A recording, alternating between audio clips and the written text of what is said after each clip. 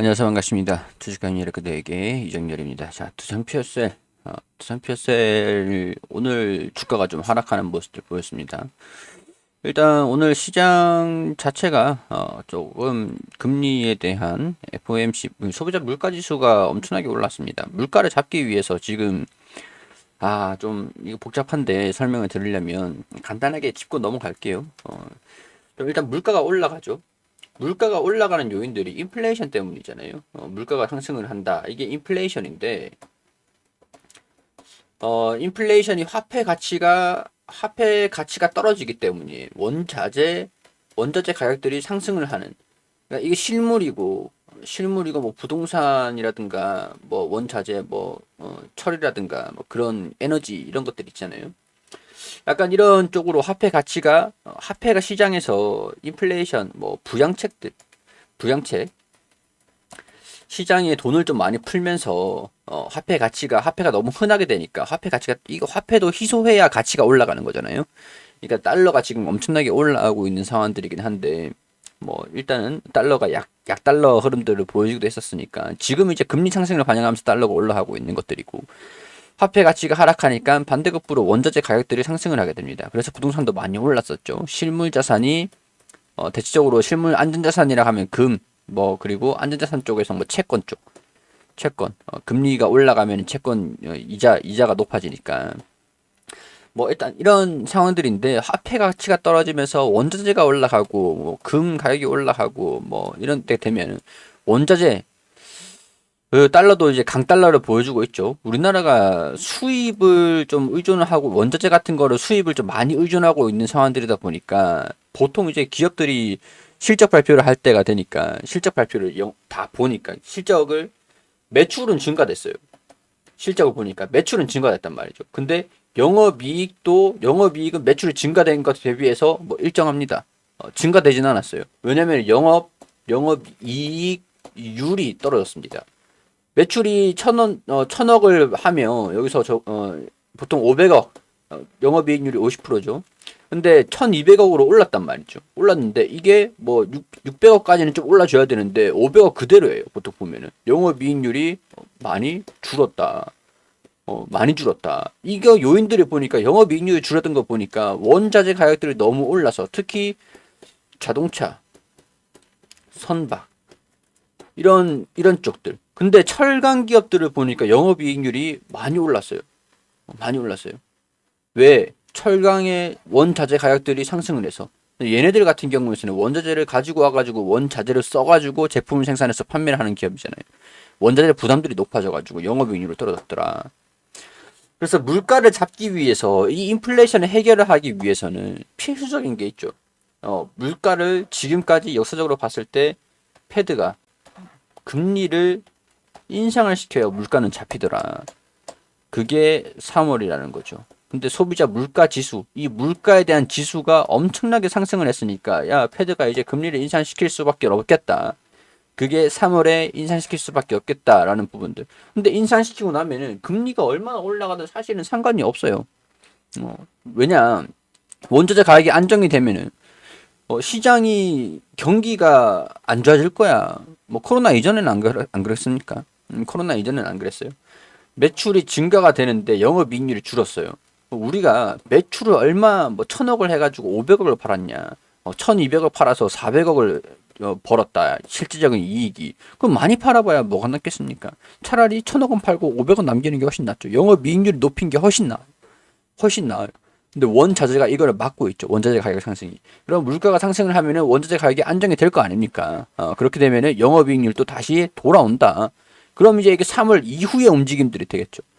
지금 아직까지는 근데 결정이 안 났기 때문에 금리 인상에 대한 너무 막 걱정을 그렇게 안 하셔도 될 것 같아요. 두산 피어스는 에너지입니다. 에너지. 수소. 일단은 뭐 이런 시장 영향들을 받았다 이렇게 보시면 될 것 같고요. 자, 이 두산 피어스의 여기 트라이젠 2022년도에는 뭐 240메가와트로 보고 있다라고 하죠. 트라이젠 수주 좀 이제 수출 확대 이런 수주 이런 것들 기대를 하고 있는 상태고 2022년도에는 240메가와트 정도 수주를 받을 수 있을 것으로 예상을 하고 있는 상태고, 그리고 수소 경제 로드맵 8기가와트상 매년 수소법 개정안이 통과만 된다라고 합니다. 매년 안정적인 400메가와트 전후로 안정적인 발주가 꾸준히 나올 것이다. 그래서 우리가 보고 있는 게 수소경제법, 수소법 개정안이 통과되는 것들, 보고 있는 것들입니다. 추후에 시장 차를 고려하면은 500메가와트 이상의 발주 시장을 형성할 수 있을 것이다. 우리가 기대를 하고 있는 것들이 이거예요. 근데 최근에 또 이제 SK에너지가 수소는 아닌 것 같은데, 여기 보면 복합 에너지 스테이션을 슈퍼 스테이션을 만들었다라고 했어요. 금천구에 위치한 이게 연료전지를 활용을 한다라고 얘기를 하는 상황들인데, 연료전지 수소를 생산한다 뭐 이런 얘기들이 있었던 건 뭐 좀 아닌 것 같습니다. 자, 그렇기 때문에 여기 보면, 근데 이전에 2021년 10월 28일 보면 제1호 친환경 복합 에너지 스테이션 내년에 착공을 한다. 지금 2022년이죠. 착공을 이걸 얘기를 하는지 모르겠는데, 연료전지 분산 발전과 수소 전기 충전 가능하게 된다.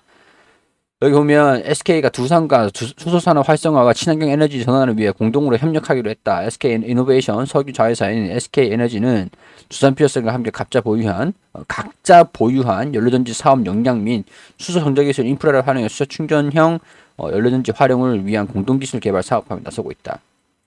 각자 개발한 이 포인트죠.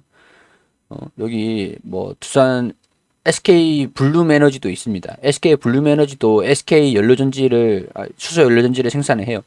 기술 개발을 하고 있는 상황들입니다. 자, 여기에서 수소 충전 연료전지 트라이젠 및 고순도 수소 제조 시스템 최적 연계 기술 개발 분산 발전 온사이트 수소 충전 거점 확대, 이거를 활용을 할 것 같긴 하다는 거죠. 이게 일단 두산 퓨어셀에 트라이젠이 탑재가 되는 건지, 도시면 친환경 복합 에너지 스테이션 구축을 통해서 분산 발전과 수소 충전 시설이 동시에 전기 충전과 수소 충전이 동시에 가능해진다. 그리고 이거를 좀 한다라고 하면은 수소법이 개정이 통과가 되는 것들, 이런 것들을 좀 기대를 해볼 수 있는 상황들, 이런 시간이 좀 남아 있잖아요. 시차가 좀 남아 있어요. 지금 당장은 이런 것들로 이 보면 여기서 나와 있습니다. SK 에코 플랜트, SK 블룸 에너지, 이런 식으로 좀 연료전지 쪽이 있습니다. 점유율을 서로 뭐 뺐고 뺐냐 뭐 그런 쪽인데, 그래요. 이런 뭐 일단 협력을 하겠다, 어떻게 협력할지 뭐 그래 뭐 복잡하긴 한데 뭐 그렇습니다. 그렇게까지만 알고 계시면 될 것 같아요. 저도 뭐 딥하게 파고들진 않았어가지고. 수소 융복화 충전소 보급이 확대되는데 맞춰 수혜가 기대된다.